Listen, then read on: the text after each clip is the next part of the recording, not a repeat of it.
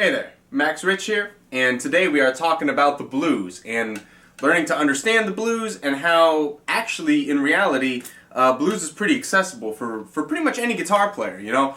If you're in any way kind of exposed to just a few simple ideas, you can get started on the blues in a pretty comfortable fashion, you know? It's not like the craziest, most technical form of music, although it can be perceived that way. You see people like Stevie Ray Vaughan or Jimi Hendrix or Clapton or, people like this, and you say, oh man, whoa, I'll never be able to play that.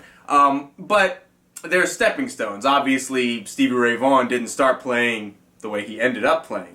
But you can really take a few simplistic concepts, and expand on them and keep on expanding on them seemingly forever. So you could take a really simple idea. Like, for example, the pentatonic scale. Something that pretty much every guitar player learns. It's like one of the very first things any of us do. And you could take that and you can really stretch that into the realms of like crazy fusion jazz. You can take it to rock and roll territory. You could leave it in the blues, sort of where it started. And you could use that one simplistic scale to bridge all those different gaps.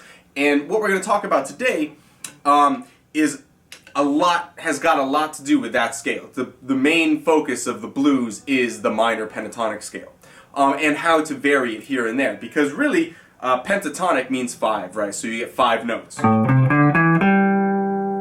then those 5 repeat.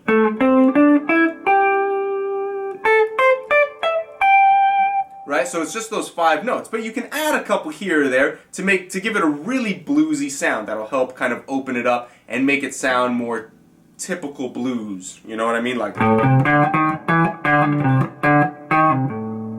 that type of thing. You know, also some other notes.